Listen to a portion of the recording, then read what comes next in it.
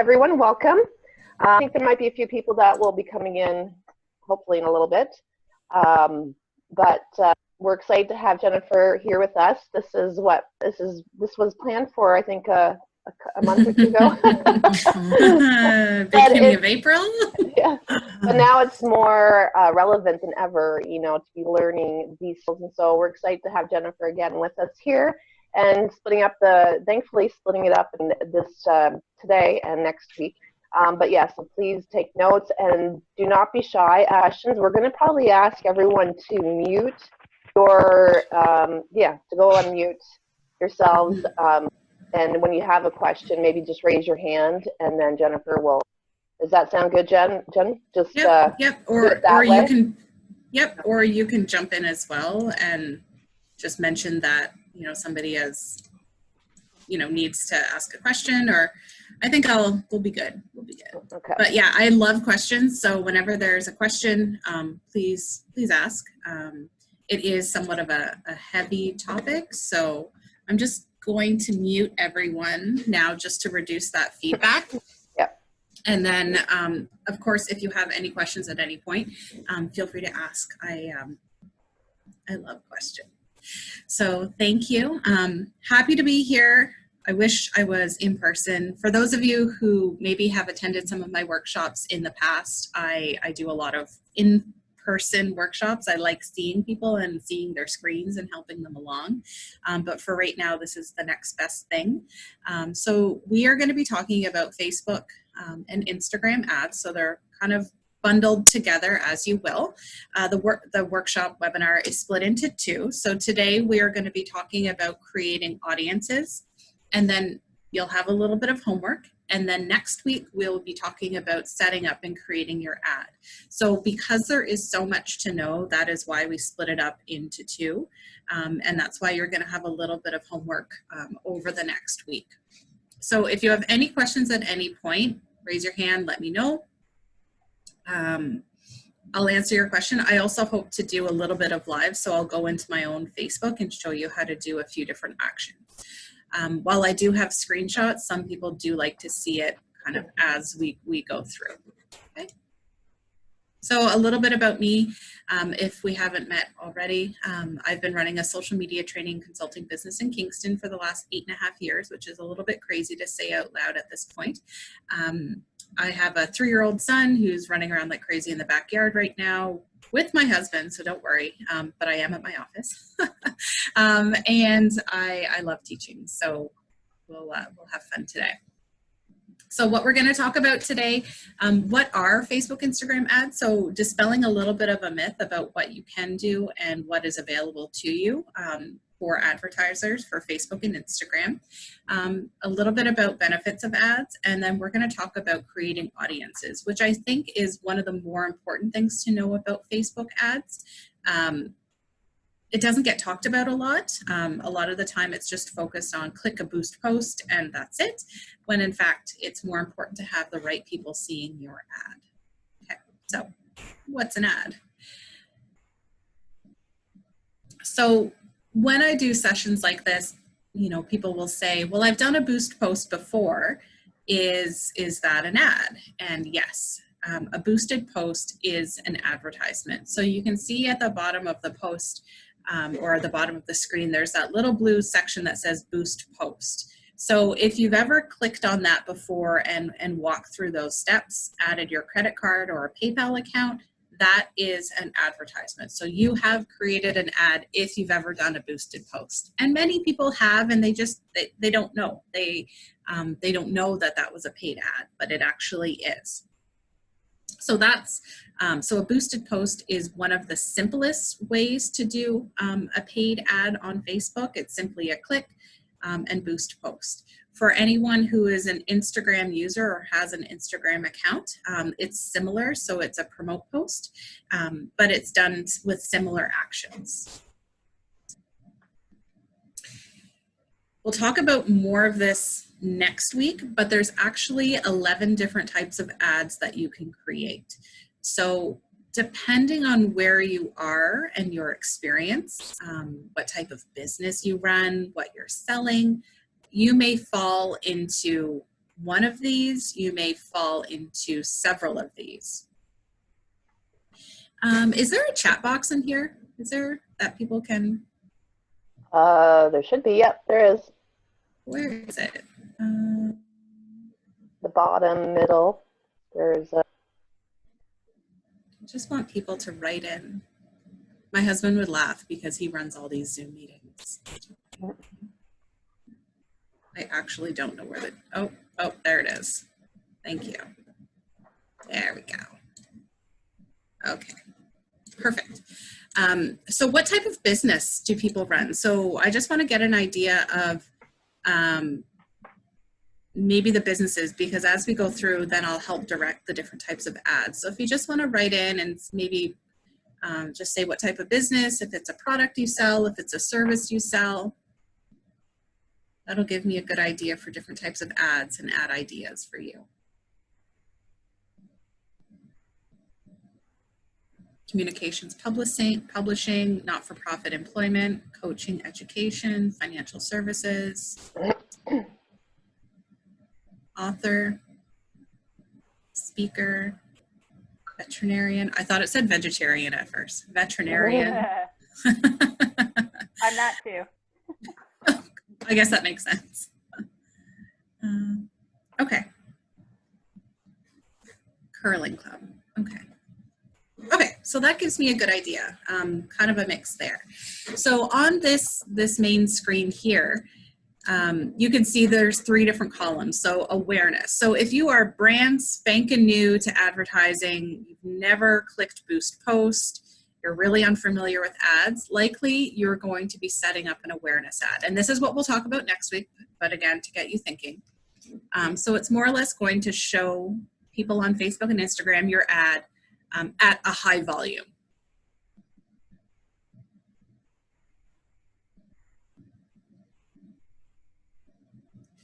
Now, the second column is consideration. So once you have created that volume of visitors, then you'll create what's called a consideration type ad.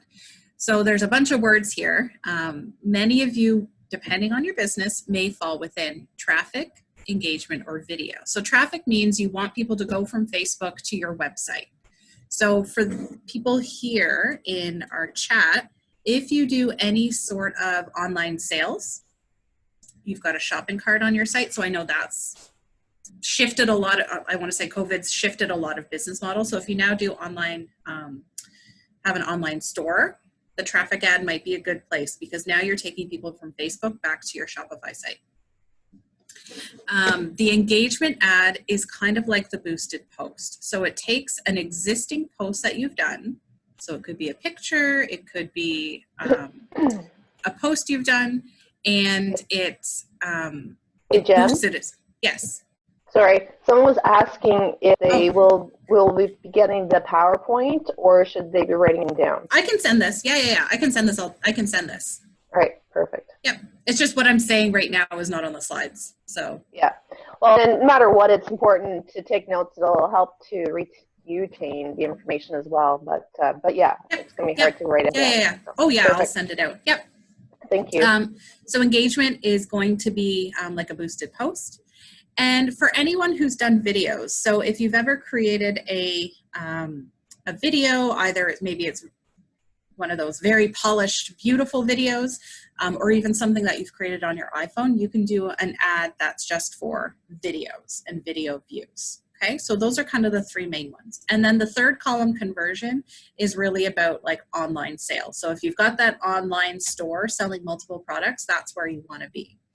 So really what happens with these types of ads is the first step is awareness, consideration, then conversion. So it's a progression through them, okay?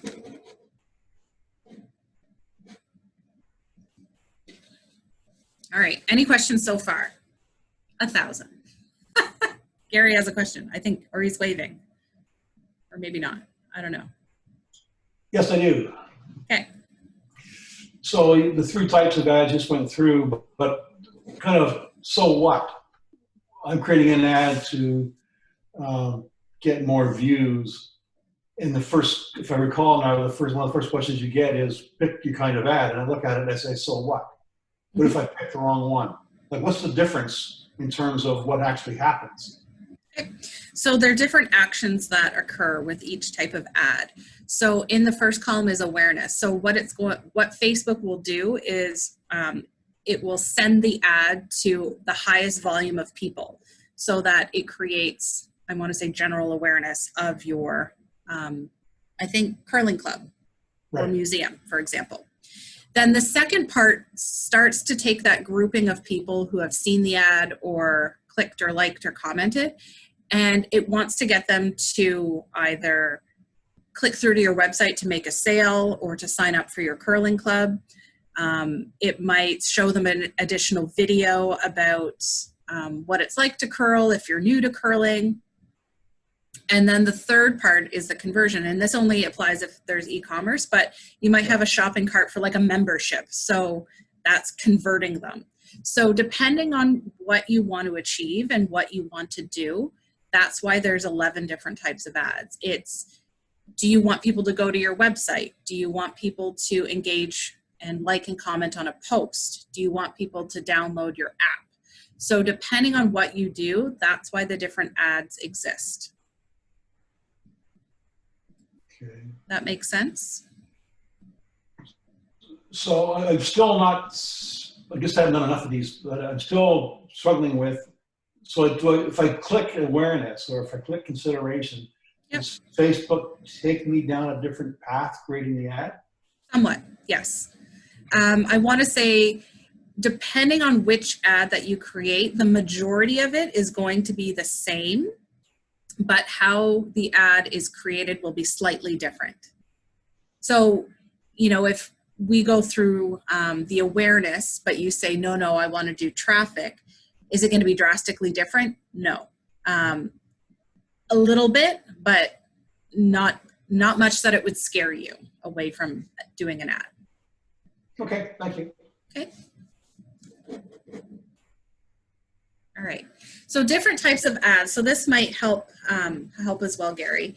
So there are, so like we said, multiple types of ads. So this might be one that you've seen pop up or something similar on your Facebook account. So this one is called the Facebook feed ad. So this appears when you open up Facebook. So this could be on your device. It could be on Facebook itself.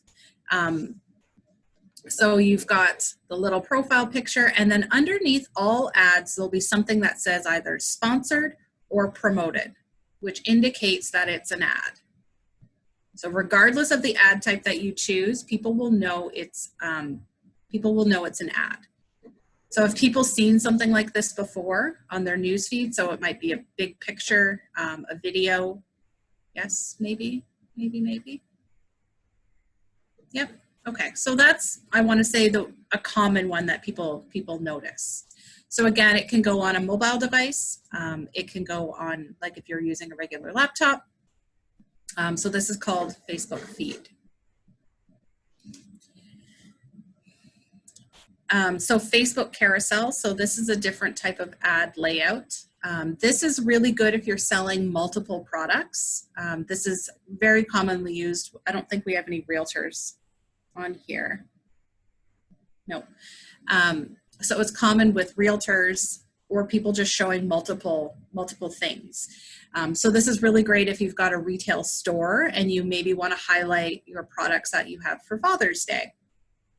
Or if you're a restaurant, you may showcase some of your popular dishes or drinks. So people can scroll through this and look at each of the pictures. And if they've got unique links to your website, you can include that, but it's certainly not required. So Carousel is really great for kind of multiple images or items to view. Okay. And this can be for Instagram or Facebook.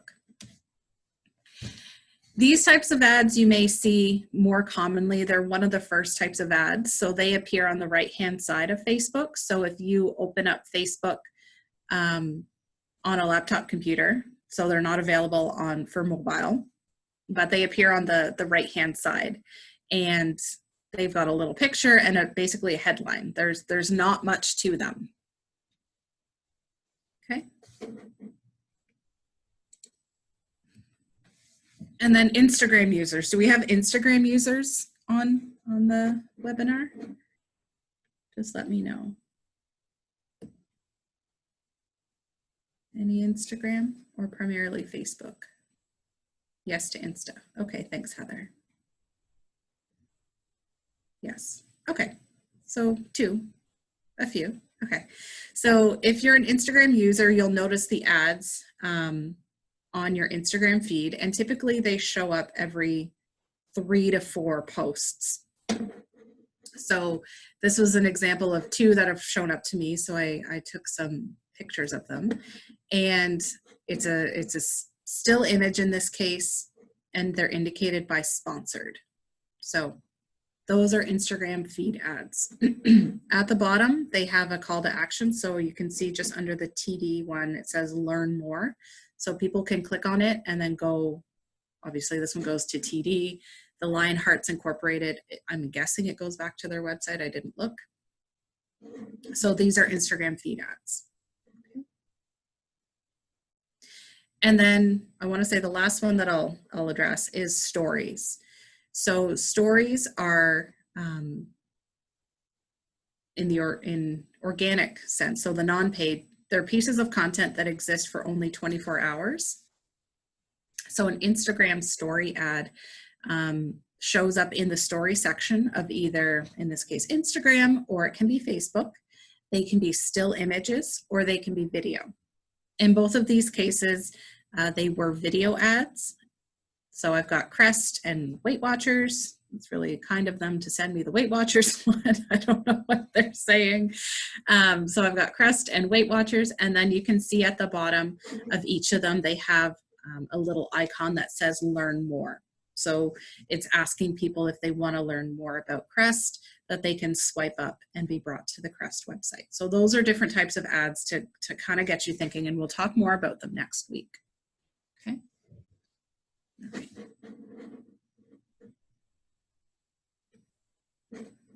Okay, how's everyone feeling so far? Okay. Okay, we've got an eyebrow raise. I can see some of you. Okay. So when you're getting started with Facebook ads, you're likely, and you will be using what's called Facebook Ads Manager. So Facebook Ads Manager is the preferred place to do ads. So try to avoid simply boosting or promoting your page, which is also something that pops up quite often. And the reason you're going to avoid the boost post is you simply get, excuse me, less options for who sees the ad and where it goes. So it's not really cost effective to do a boosted post. The amount of times that I see on Instagram, people have boosted posts, or on Facebook, they've boosted posts, and I keep seeing them. It's a restaurant, a downtown cafe in BC. Why am I seeing this? Or like a donut shop in Toronto. Again, why am I seeing this? And I'll explain why.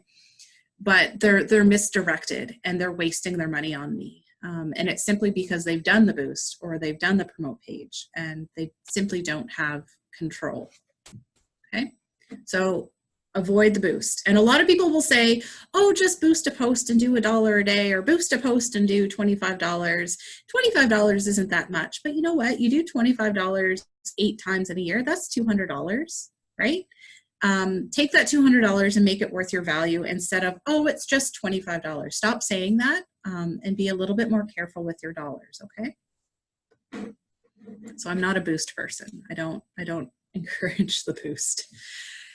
So what I do recommend people use is Ads Manager. And to access your Ads Manager, I've included the link there for you, and I've put it multiple times in here. But the Ads Manager is where you can start to create ads, and you get all the tools for using and creating ads. This is where the webinar really starts to come in, because there is a lot to know, more so than a boosted post, but it's going to be better spent dollars than boost post and walk away. Okay, so the Ads Manager is going to look a little bit different than Facebook. It still is within Facebook, but I'll say it turns gray. So you can see the screenshot at the bottom. It's got a gray banner at the top. There is a lot going on with these screens. So if it is your first time visiting the Ads Manager, be patient. And I'll put a warning flag up. Sometimes Ads Manager has a bad day and it won't load right, or it will be very jumpy. Don't panic. Just put the computer away for an hour and come back in an hour. Sometimes I have to do that. So just be patient with Ads Manager. It doesn't happen often, but when it does, it's really annoying. So just as a warning, sometimes it has a bad day. So just walk away, get a coffee, go to the patio, come back and restart your day, okay? So this is Ads Manager, and this is how you're going to access your Ads Manager with that link. And the whole purpose of this webinar is creating ads, but before the ad comes the audience. So making sure that the right people see your ad. Now, this typically gets not pushed under the rug, but it doesn't get the attention that it necessarily needs. But if you've done any sort of advertising before, so whether it's a radio ad or an ad in a newspaper or a magazine or any sort of paid ads, you're thinking about it. And maybe the Ads Manager comes back to you and says, oh, you know, our population who listens to this radio station is 40 plus and men. And you go, okay, that's really good. That's my audience. Or if you've done an ad in maybe a magazine or a newspaper, the ads person comes back and says, the viewership is this and the age bracket is that. And you go, okay, that's my audience. So audiences are still important on Facebook and Instagram, okay? Not everybody is your audience, okay? So before I go any further, I want to ask if there's any questions. So just use the chat box or unmute your mic if you do have a question. I'm going slow because it can be a daunting task to get started. Anything? We're jumping 2 feet in. Is that the saying? We're jumping right in. Okay. All right. We're good. We're going in, folks. Okay. So your ad audiences is not everybody. And that's one of the things that a boosted post will do. And this is where a lot of people start to make their first error. The ad will default to generally your country. So it will say Canada and 18 plus. And that is not your audience. So be more specific about your audience. So we're going to talk about being specific. So this might be multiple audiences, which is fine, but thinking about who is most likely to become my customer, or something like who is my ideal customer. And this could include things like age, gender, various interests, location. So start to consider who that person or those people are that fall in that audience. So I will get to showing you live shortly, but for right now, I'm going to use some screenshots. So to access your Audience Ads Manager, once you're in Facebook Business Manager, there's a little section called Audiences. And this is where we start to set up all of those groupings of people. And it can be multiple people if you've got different types of products, or if you're selling maybe different types of goods or services, you've got different sales. You could have lots and lots of audiences, but it's making sure you choose the right audience for your ad that you're creating. So again, I've included the link at the bottom and you'll be getting the presentation. So for each audience, and this is kind of my test account that I use based on who I'm teaching, but each audience will start to create, so I've got one here for luxury vehicles is a saved audience for a specific region. The size wasn't available because I just created it.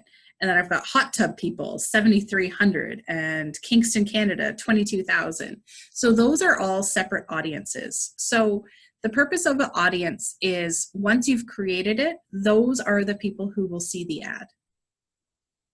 So that doesn't mean that people on your Facebook page or people within a certain area. It's those people who are in that audience or that bubble will see the ad.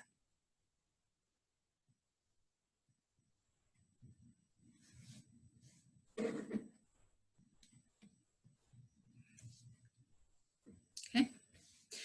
So if I look a little bit closer at this, so my example of luxury vehicle, my example, I'm a car salesperson and I want to sell cars.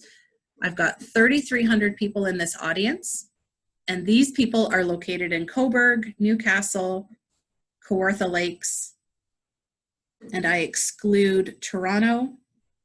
They are between 20 and 30. They're women, and they are interested in Ferrari, Porsche, BMW, Mercedes, Audis, and Jaguars. But they're also sustainable. They have an interest in sustainability, so then maybe it's electric vehicles. So that's how specific you can get with your ad groupings.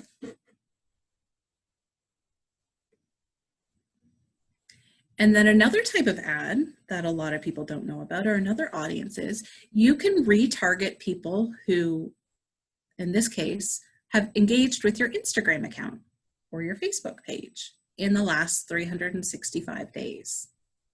So you can remarket to them. So anybody who's liked, commented, shared, visited, clicked, you name it, you can send an ad to that engaged group on your Facebook page. Whether they have liked your page or not, they just simply have to have clicked something. So that's another audience that we're going to go through. Okay.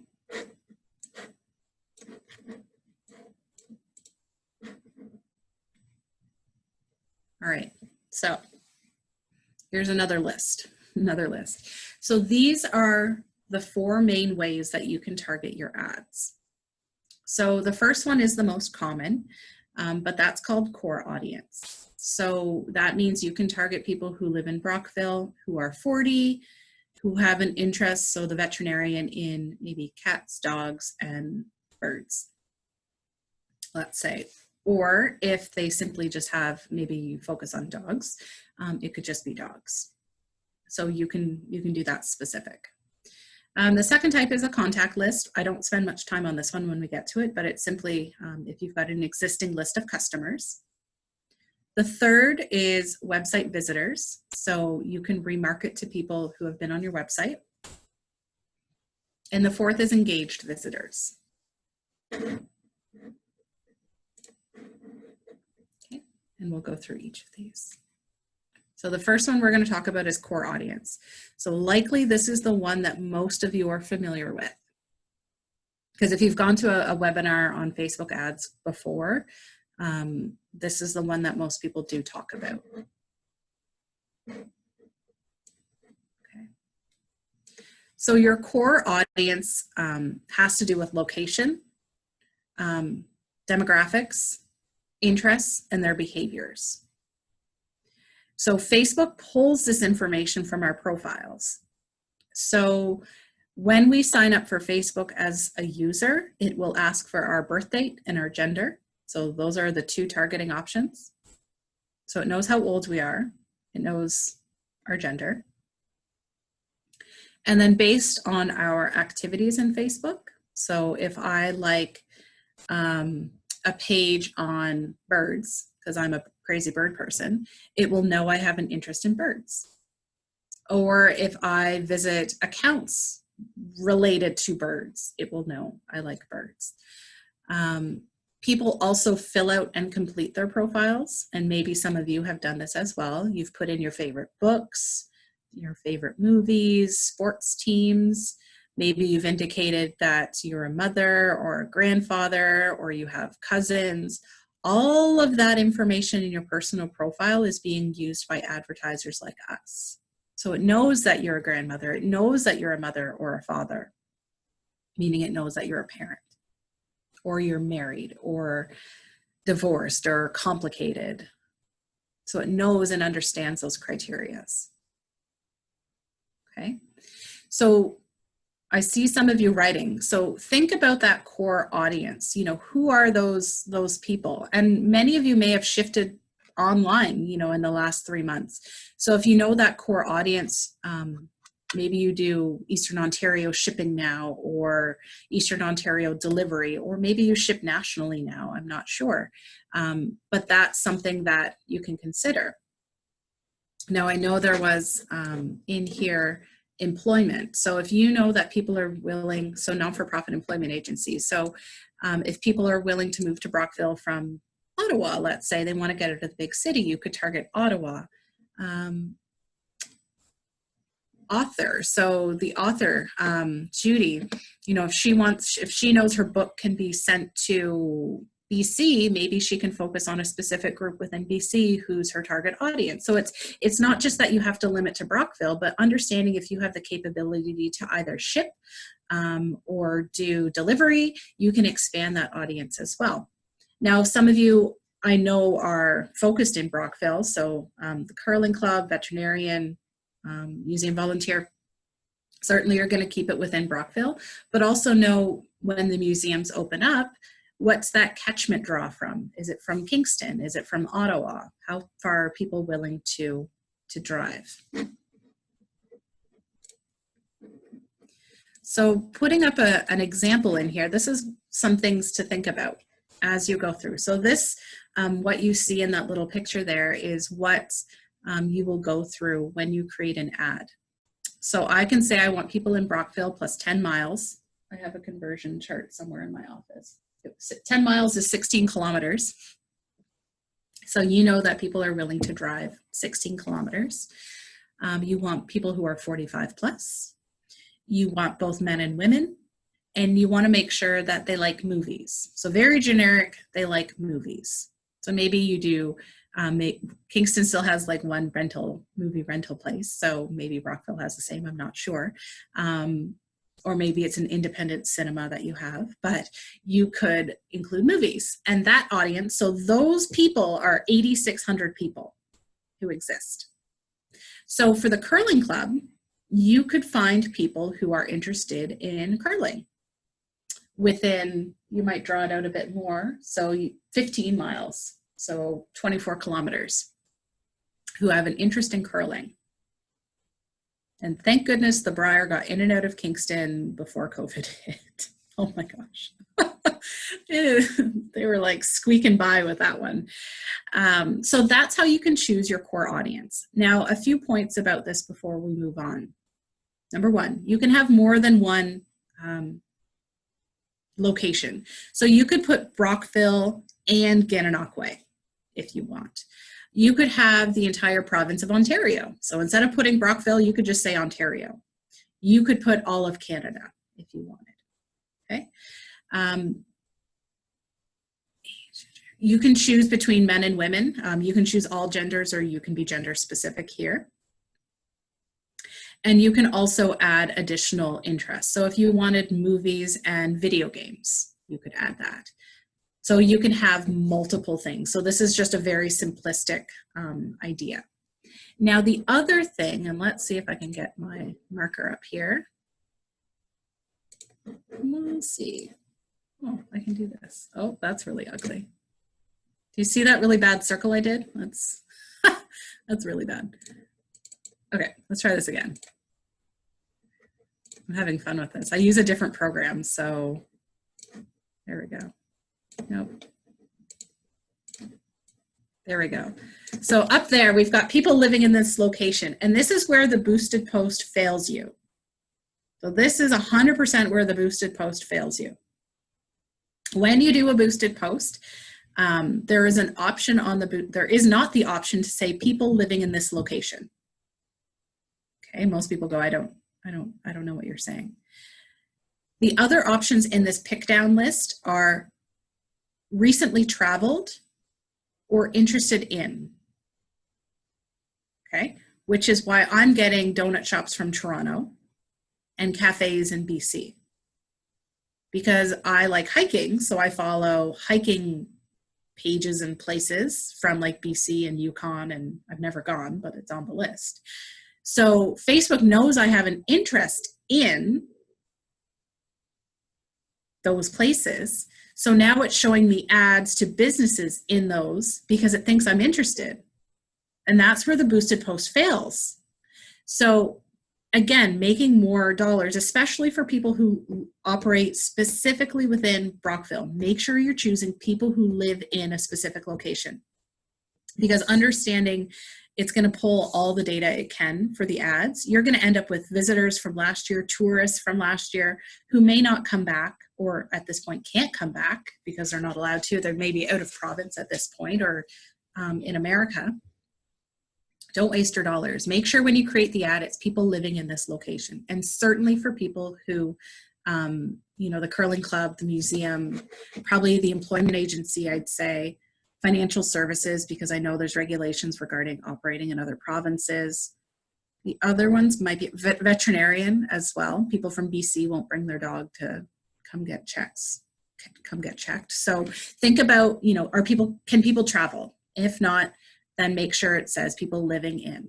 I've really harped on that one right there, so sorry if it it's too much. Okay. Oh. Hey, Jen, there was a couple questions there. I just wanted, did you already answer them? Nope. Does it cross border? No. So you can exclude locations as well. So if you want to exclude America, you can do that. That's not a problem. And then as you type in these parameters, does it display the number? Yes, it does.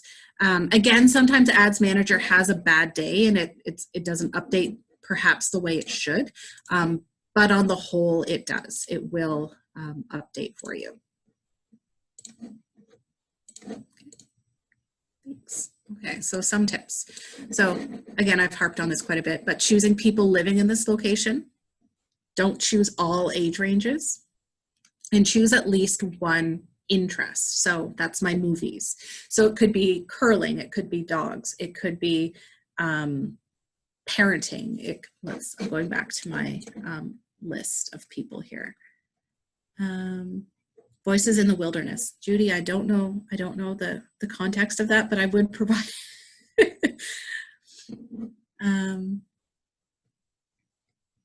Yeah. Let's see. How does it? Like if it's too broad, if you're going too far across Canada or whatever, with that, it should be more specific to like a province or whatever. It's totally up to the ad that you create, but if you know your audience for your book is maybe women, and I don't know anything about your book, so just forgive me. If it's maybe widowed women or women who have been widowed, and you could go across the country because there's unfortunately, there's not that many. So if you know that the audience that you're speaking to is quite small, you could open up the location. Certainly if people can purchase your book, you know, anywhere. So Gary asked how to include us. Oh, how to include US? Gary, can you clarify if it's US or us?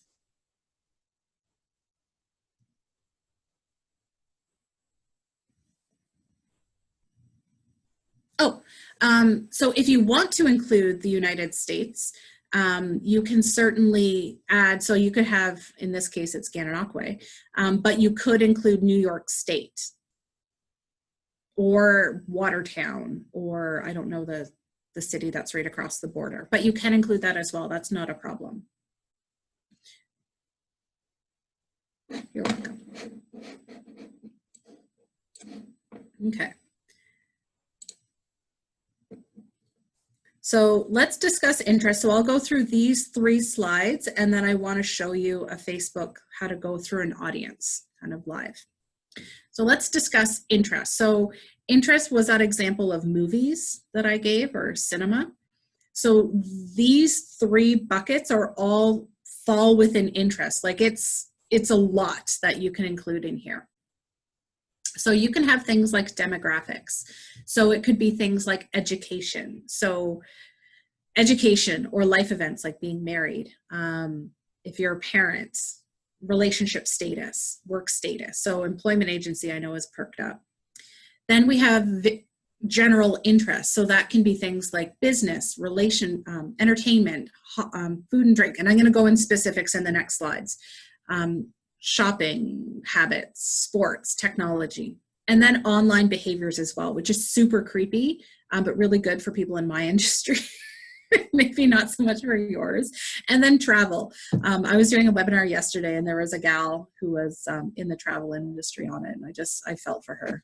It's not a good time for travel. So demographics. So the employment agency, employment person on the call, you can target people based on education level. So not as much as you could get with something like LinkedIn, but if you want fields of study, the school that they attended, so maybe you want, you've got a special for University of Ottawa graduates, you could do that, or different undergraduate years. So you can target based on that. If there's different life events, so somebody is recently engaged, somebody's newly married, you could target on that.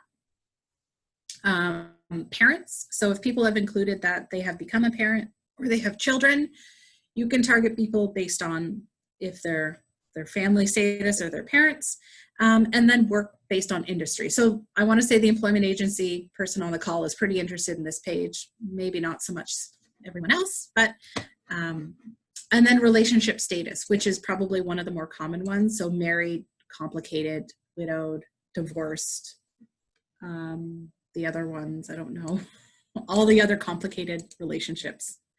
So interests. And really this can be as broad or as specific as you'd like it to get. So I had included the example of movies.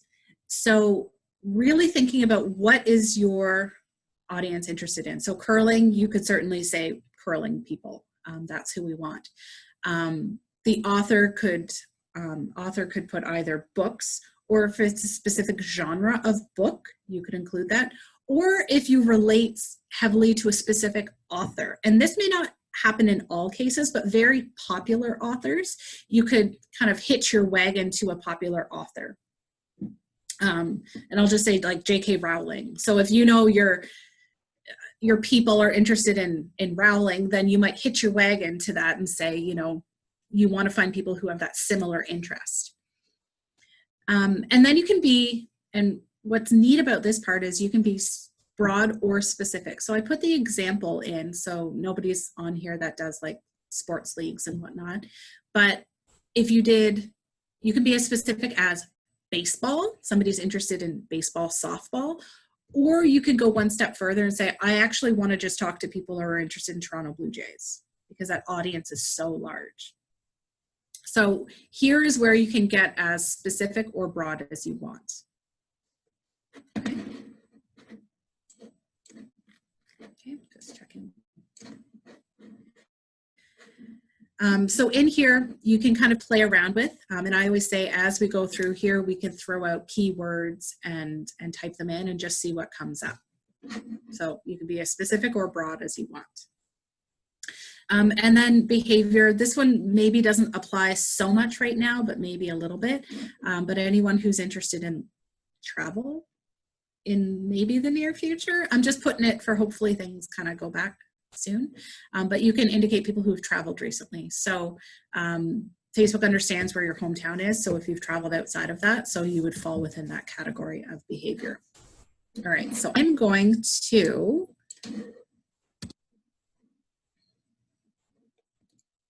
exit out of this, and I have to bring up my new screen.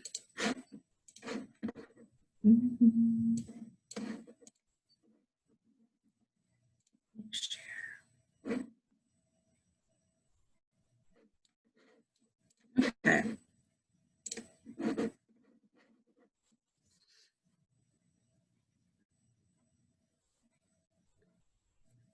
So can everyone see my horribly looking confusing screen right now? Some people are looking really hard at their screen, so I'm thinking that you can see it. Yeah? Okay. So I'm going to create an ad.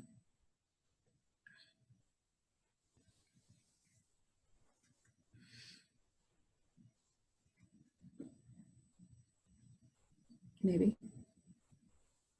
Okay. And then because creating an ad, it's the same or creating an audience is the same regardless. I'll just pick traffic. So Gary, your question earlier about how different is it? The audience, it's the same. So I'm going to say traffic, and then we'll get to our first screen.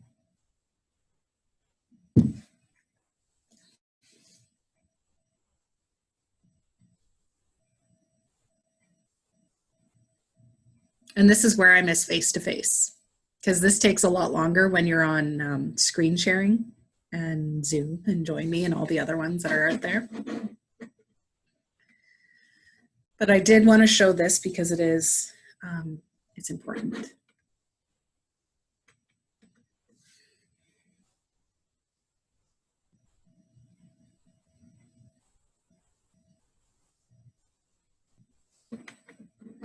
If you've got any questions while we're waiting for my Facebook Ads Manager to start up, there we go.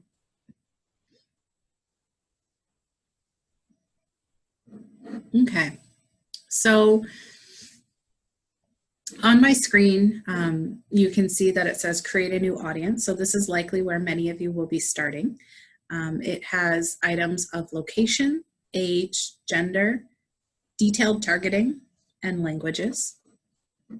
So when you want to change any of it, and Facebook Ads Manager is kind of changing, so some of you might have a slightly different screen. For right now, I think I have the modified version. So I don't want to choose Canada, so I'll click Edit. And this is where I can type in Brockville.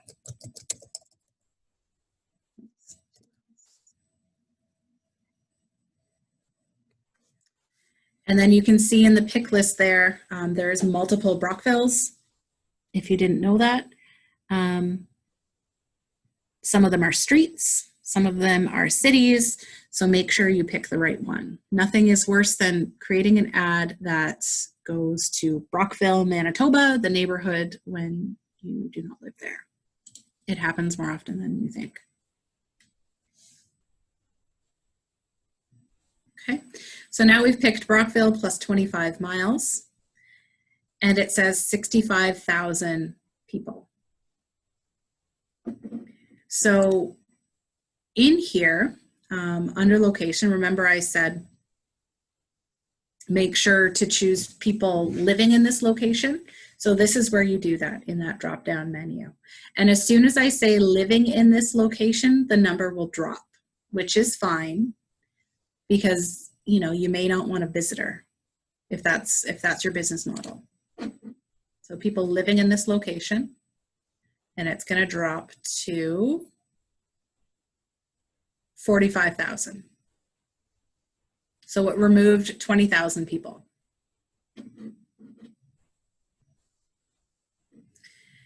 So you can include multiple other places. So if you wanted, let's say, Brockville, Gananoque, Kingston even maybe, I'm not sure. You can include multiple places. So you can simply type in, I'll put Gananoque, the city. And again, it will default to the 25 miles. If you want something smaller or larger, you can change that. So Gananoque. So you do get that option if you just want Gananoque, the city itself, or if you want something as great as 50 miles. So I'll just, for example purposes, bring that down to 10. So now you've created little bubbles and pockets of where these ads can appear. So that's 52,000 people. Okay. So now that we've got our audience, or sorry, our location, we can choose our age. So this is where you can choose, if you want to do people who are 30 plus or 30 to 50. I'll say maybe 30 to 55. And then you'll see the audience size on the right-hand side update as we go through. So now it's down to 22,000. So it's reduced quite a bit, which is okay. All genders, if that is not, if you've got no specifics. Detailed targeting. So this is where you can put in as much or as little. So this is where we could put something like,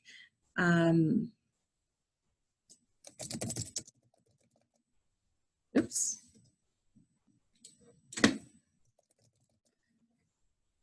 We can put small business. So you can see in that pick list on just below, there's an interest in small business. We could have a small business owner. There is small business administration, small business owners. And each one of these is going to have, it may not pop up, but if you hover over it, it generally shows how large the audience is. Oh, there it goes. 189 million people. And that's all of Facebook. So we can say they have an interest in small business. So now it's 5,700 people. And now I want to add in a spa. So they're interested in small business or spas. So 5,800 people, okay?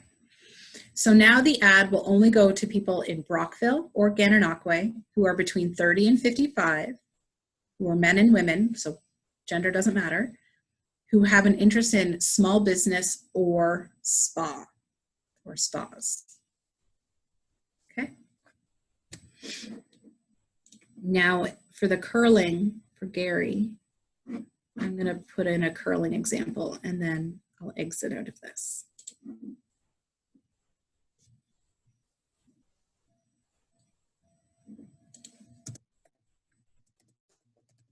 So you can see I'm just typing in the different, I love the options that come up when I type in keywords under here. So I've got curling as an interest. There's also wheelchair curling. So Gary, if your club is accessible for that sport, maybe that would be good to put in there as well. And then underneath that, we've got helicopter parenting. So they've already gone off the rails with that. And then rip curls. So if you're into surfing, I believe, curling your natural hair, bicep curls or leg curls. So actually this is a really good example. So if your interest may have multiple connotations, be very specific.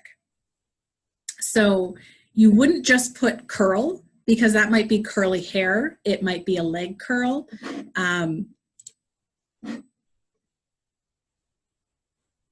Okay, and I'll get to Beth's question. So that's why it's important. So you might go from the gym people to curling the sport to surfing to somebody with curly hair.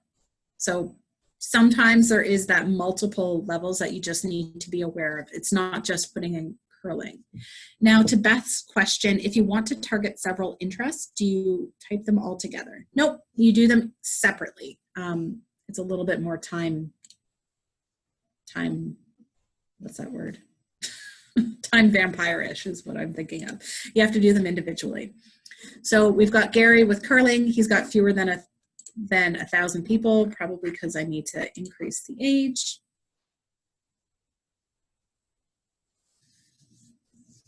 And you've got 1,300 people. So you could do probably an ad with that, or you could expand out your audience a bit further if you wanted. So Beth has a question in the chat box. So, okay, so 2,600 people, so that's for curling. So several different types of interest, you would do them all separately. So I would put curling and then, forgive me, I'm going off the rails here, but ice skating. So you do them each separately when you put them in. So when you put them in like this, Gary's audience is now curling or ice skating. So it could be either or. If Gary wanted to have curling and, my background's economics, I love this and or if then scenario stuff. If Gary wanted to have curling and another interest. It could be curling and, now I'm thinking of, I'm assuming there's beer consumed maybe at this club. That's just a general assumption. So he wants people who like curling and beer. He's gonna make sure that, so this audience now says the ad will only go to people who like curling or skating and beer. And that audience is 5,600 people. So the underlying thing is that people have to like beer, and they can be in one of these two winter sports. So now when Gary sets up the club, you're gonna have beer ready because all these people like beer. Okay. If Gary wants to exclude people, and he says, yep, we like these curling people, we like the ice skating people, they like beer, that's great, but we really don't like skiers. We don't want people who ski or have any sort of interest in skiing. You can exclude that. Let's see what this does. I don't know. Okay. So now this audience says curling or skating and beer. So that's the audience. They have to like curling or skating and beer. And they cannot have an interest in skiing. And that's 4,300 people. So see how specific you can get with that? You can add a whole bunch of people and then exclude anyone who may be an outlier. An example I often give is I was doing a similar workshop for in Harrowsmith, and it was a gal who ran a farm that sold beef, and she wanted to target people who had an interest in hamburgers and beef products. So we added all those. We added some of those in. We targeted a specific neighborhood, and then we excluded vegans and vegetarians because they're not going to be interested in your hamburgers, how organic or grass-fed they are. So we just excluded them. So it's important to know who is in your audience, but also who is not in your audience. Does that make sense for everyone? There's a lot of, it takes a little bit of building in here.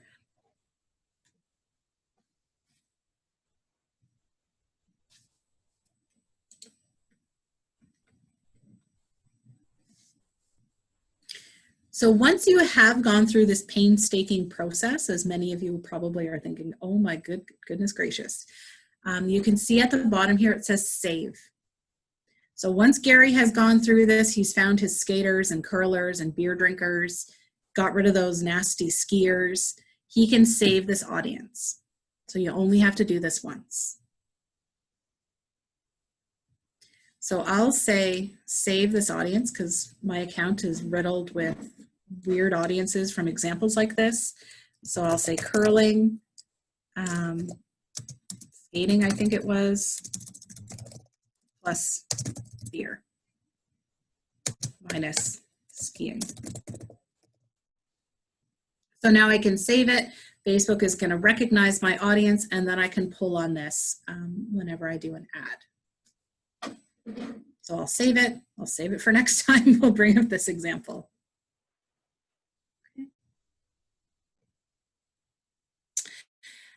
Okay, so Annie has a question about focusing on people who are a specific faith.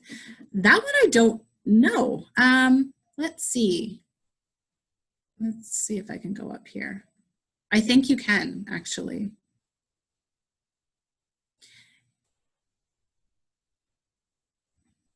I'm pretty sure you can. Let's just see. So once I answer Annie's question, I'm going to go back to my presentation.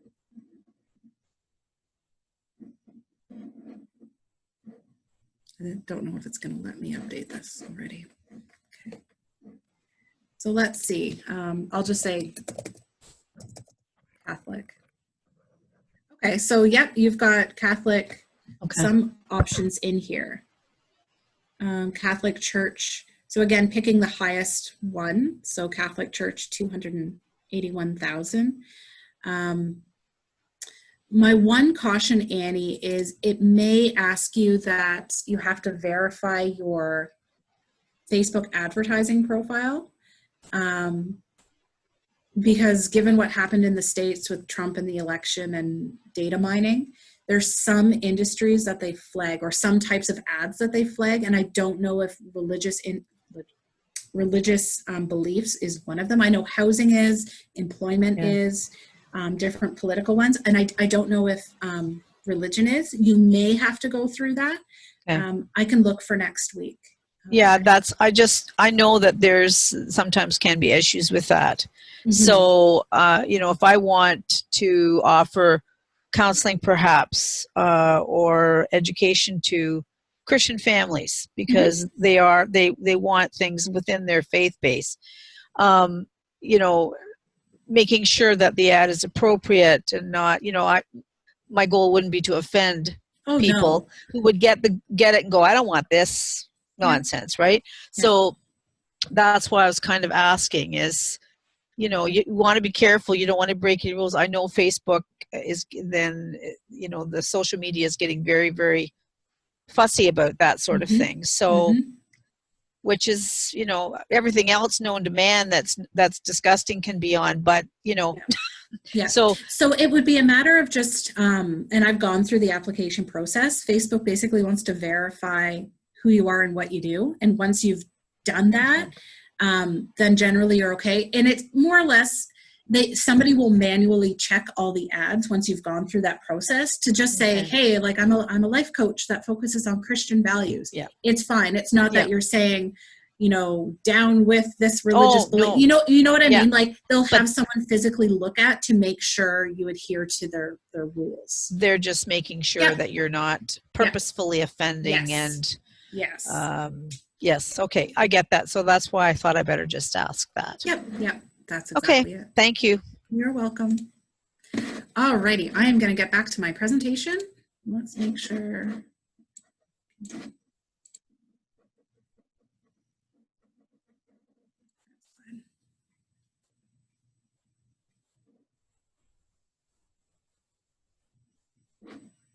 Maybe.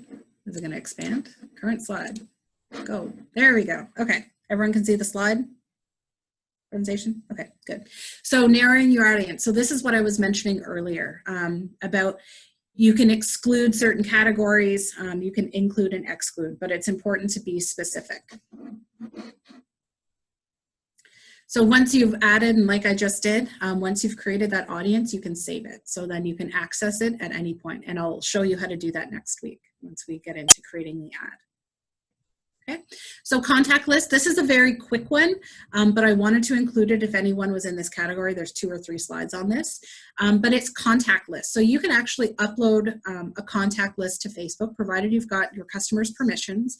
So this is if you've got an e-newsletter that goes out, a point of sale system that you collect either phone numbers or emails of your customers, and then you can do remarketing to them. So this is generally for people who have larger audiences, but I never know who's on the call, so some people may use this.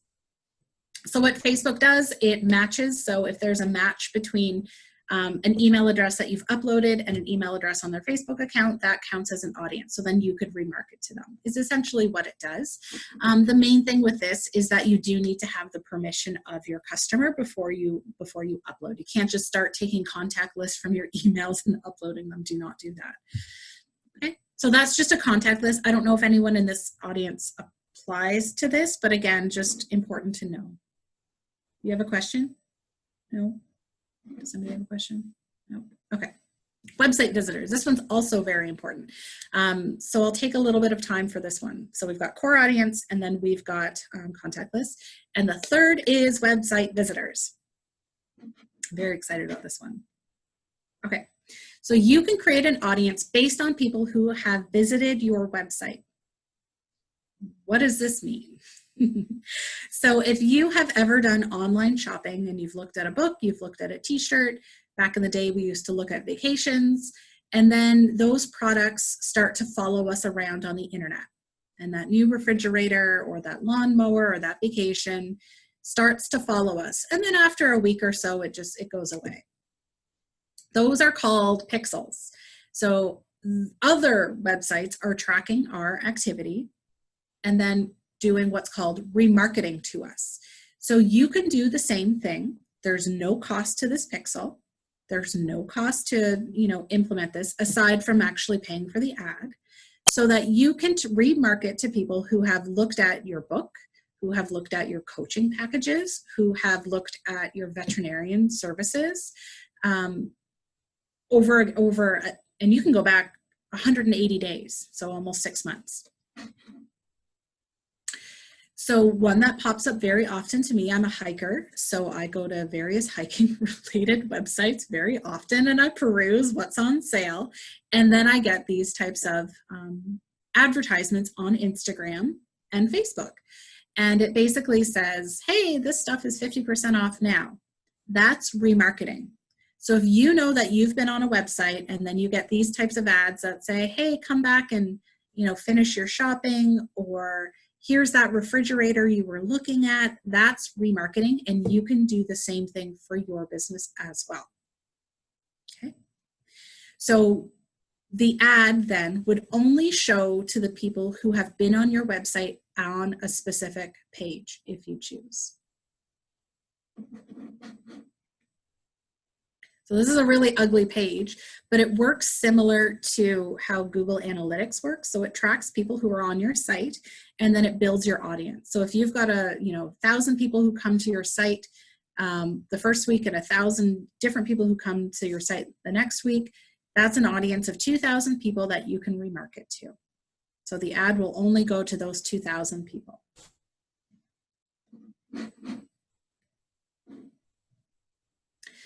So within here, you can narrow the audience. So if you want all your website visitors in the last 6 months, you could do that. Or if you want it, if you know that maybe the veterinarian knows people are looking up vet services and people are really going to make that decision within 24 hours, they could have it limited to a 24-hour time period. Dog's sick, dog needs a new vet, they don't know where to go.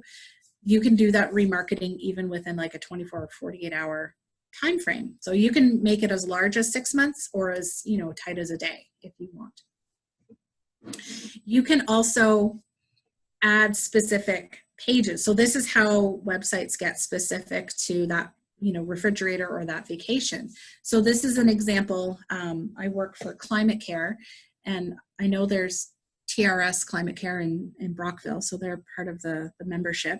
But we use pixels and we do remarketing such that people have looked at our air conditioning services in the past 30 days. I think that's when it got hot, or whenever it got hot. So we can go back those 30 days to know when the heat wave hit, and anyone who's been on our air conditioning, home cooling, anything cooling related, we can add those pages in and remarket to them saying, hey, we know that it's hot out. We know that you've been on our website looking at our ACs. Here's an ad. Okay, now I see a question.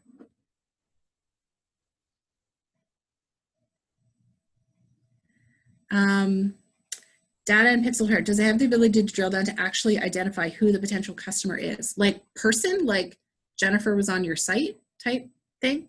It's just generic. Yeah, it's just generic. You can get specific though. So you can take all your website traffic visitors. So if it's 5,000 in a month, but maybe you only service Ontario, you can then layer on and say, I just want people in Ontario. Because it doesn't matter if they're on your site and they live in Australia, like they're not going to be a customer maybe. But if you want to narrow it down further, you can definitely do that. But Facebook will not release information saying, Jennifer was on your website, here, follow up with Jennifer. That's where you can get into lead-based ads that I would, at my will, provide my information to you. Okay, so that's how you can start to do website pixels. So you're thinking, what the heck is a pixel? What do I do with it? So it's certainly something that you can send to your web developer or web designer. Sometimes it's a matter of you just tell them they want it, you want it, and they just need access to your Facebook page and they can do it for you. It shouldn't take them anything longer than 15 minutes to install on your website. So it's a piece of code from Facebook that lives on your website that tracks visitors. You will want to have, you've probably seen a lot of the pop-ups recently, like our site uses cookies. You have to have one of those on your site. And that it's just a matter of your website person putting on your pixel. So I've included the instructions here. There's a little web link at the bottom as well for additional tips on how to do it. I didn't actually want to go through it. But if you have a Shopify site or a e-commerce site, they're very simple to do. Many people can do it themselves, but certainly web developers can do it as well, or your web guy or gal can do it fairly quickly. And then what you do with your pixel is create action. So similar to what I did with climate care and the cooling services, those are actions. So you want people with specific actions that they've looked at a product or service at your online store. So you can go back as far as 180 days, but consider the buyer decision process. So somebody, for example, who's looking for a veterinarian service, likely the buyer decision is not 180 days. It's a lot tighter because either maybe they got a new, adopted a new dog, or they need shots for their dog, or the dog is sick. And that certainly shouldn't go on 6 months. So it would be a lot quicker for a vet service. Employment agency, maybe it could extend out around 180 days depending on that person and that individual needs, but it's probably a lot tighter. You would know from your own experience, somebody generally will find a position within maybe 2 months or a month. So it's up to you how large or small that is. Okay, before I move on, is there any questions about pixels? How are we doing for time? Got about 15 minutes left.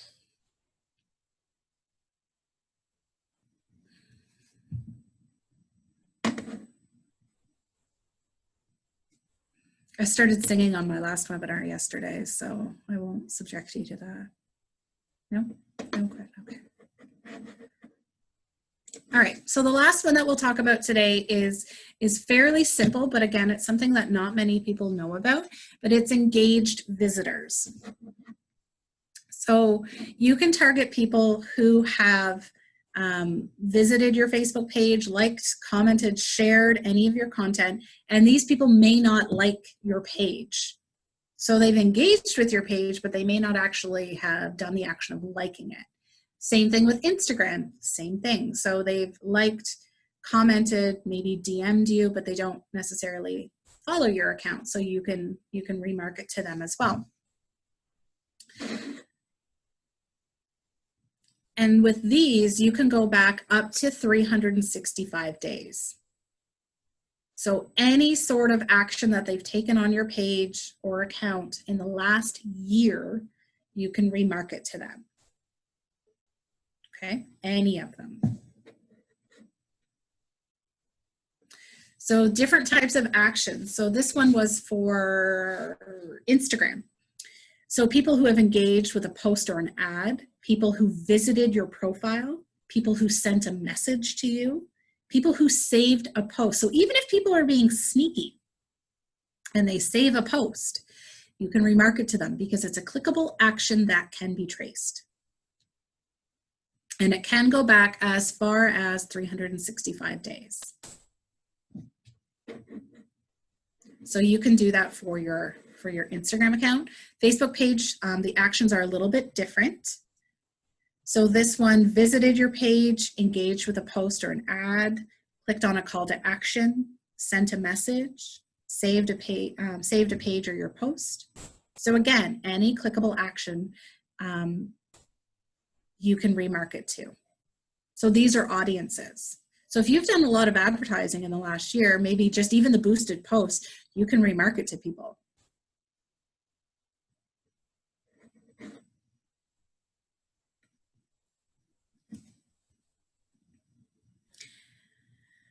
And for those of you who are sneaky and manage multiple pages, I love how when I said sneaky, everyone like looked at the screen. You guys are funny.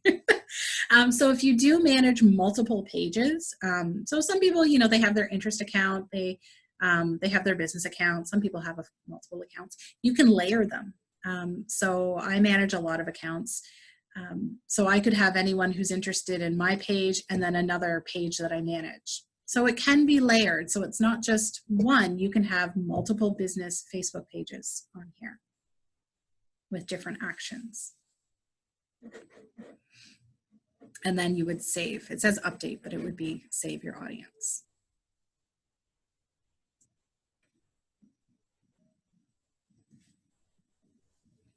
So like I said, these can go back a year, but what it does, it's a fiscal year. So if you make this audience today, then it will be 365 days and it will be rolling. So you don't have to make a new one for every day, but it will simply be an ad that runs for anyone in that rolling fiscal year. So provided they have engaged with your page in at least 365 days, the ad will show to them. But if they fail to engage, then they fall out of the audience. So what Facebook does, it simply refreshes the audience continuously. So that's likely similar to those atmosphere ads that I get. It's the TD Canada ads that I get because I engage with their stuff, for lack of things, because I go to their websites all the time, or I go to their Facebook accounts. So I'm continually in the audience, and it's continually refreshing and saying, hey, this person, this profile is interested.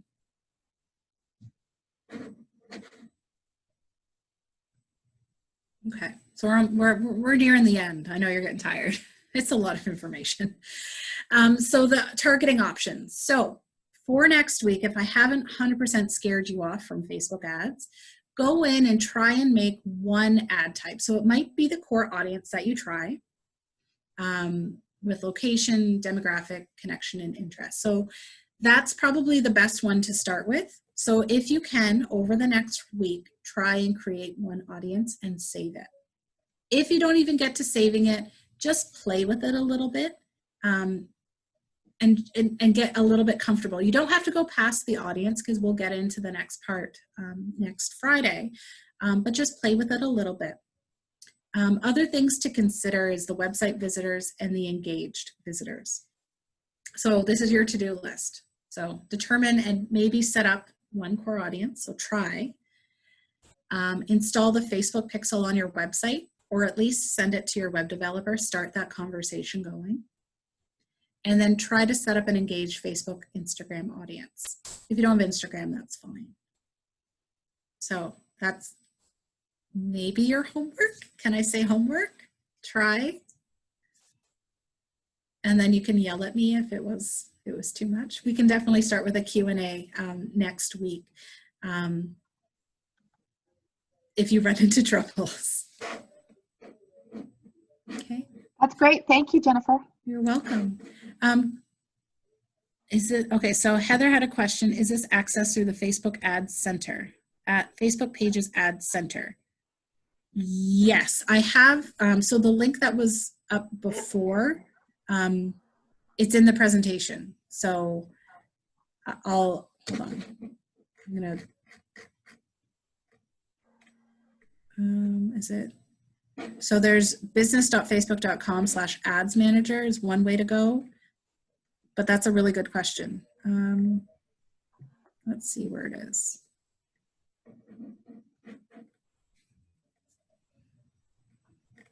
It's right at the beginning. Okay, facebook.com/business/ads. They keep changing it on me, so that's why I didn't know it off the top of my head. Yeah, facebook.com/business/ads.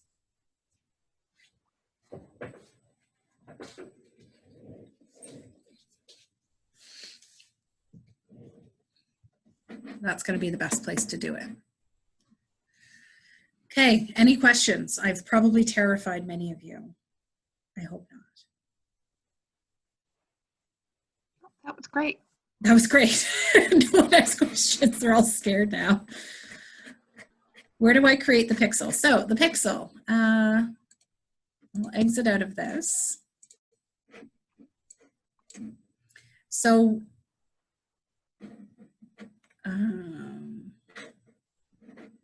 so I have a question from Gary. So when you're in the facebook.com/business/ads, there's something called Events Manager.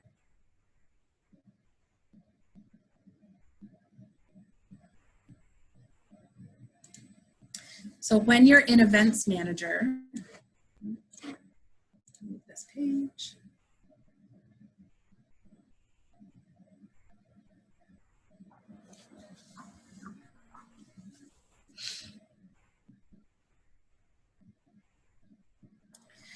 So it will be in Events Manager, and it will say create new data source.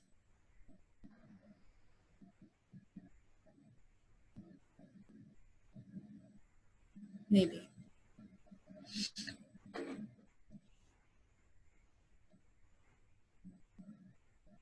It's struggling. It's struggling. All right.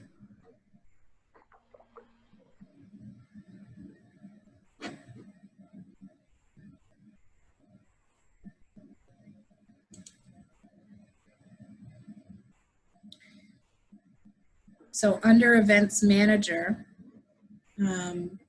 your data sources,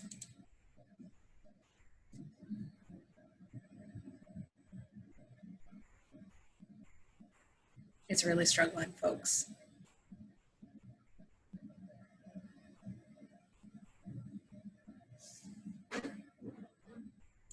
Oh, see, look at, I have the new one today, starting today. Now, the first time I've ever seen this, folks, is with you. It always does this to me. Good Lord. Okay. Now I don't know where anything is because this is the first time that I've seen this. There I go, singing. So it's in here somewhere. I love when they change it on, because my pixel is there. It used to be like you could create a new pixel from here, but maybe they've moved it. Bear with me while I navigate the changes to Facebook Live with you. I think Janelle had a question, so I'll try and answer her question while we wait for Facebook to load up. Okay. I don't know if we have to unmute or. I unmuted. Did that work? Okay. Yeah. So I've dabbled in this a little bit in the past, but Yep. I'm learning a lot from you. Thank you. So I haven't done it in quite some time, and I've gone into my Ads Manager account, and it says on here there was some unusual activity on your ad account. So we're protecting it and stopping your ads. We'll start your ads again using your current balance once you verify your account with us. I can see in here where there's an ad campaign that I never created, and it's telling me that it could spend up to $20,000. Oh my God. Yeah, so I'm a little concerned about that. I guess I just report that and hope that I'm not sure what to do with that. I would report, it's not running though, right? Like it's not. No, nothing's running. Everything looks like it's suspended, which is great. I would report that. And once you report it, and what was your question? I was just going to say, so therefore I can't do anything with audiences, or I can't do anything? They might give you a new ad account. They might basically shut down your existing one because it's associated with a unique digit, numerical. Yeah, they might shut that down and then create a new one for you for that reason. Okay. That's really scary. I know. I think the last time I was in here was in 2016. Yeah. And this one was just June. Oh, wow. 2019, it says. Yeah. Yeah, it will flag unusual activity. And it does it to me too. If a client says to me, increase our ad budget to X and I've only ever spent Y with them, they'll say, Facebook will come back and say, is this actually you? Is this okay? But it does that as a precaution. Okay. Okay, and Gary found it. Okay, Gary found so it's under create audience now and then custom audience. So under audience, create audience, custom audience, and then we'll get into website visitors and then pixels in there. Okay, any other questions? So there, under your sources, you can say website, and then it will walk you through either sending you the information to your web person or you doing it yourself. So it will give you a few different options as you go down that path.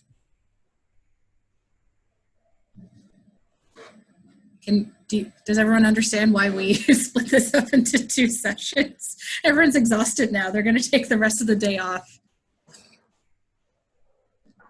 Well, that was great, Jennifer. You're welcome. So yeah, no more questions. So I will send you the slide deck, and then you can have that for your, you can send it out to everyone who attended. All right, perfect. Awesome. Well, thank you so much, Jennifer. And yeah, You're welcome. It'll be good to have the slides just to go through, because it's a lot of information. Which is why I'm glad we actually split it up into 2. Yes, very much. Because so. by this point, people have tapped out, so they wouldn't have heard anything after this anyways. So thank you for. Yeah, and with all of us behind our computers, you can't tell who's tapping out and who's not.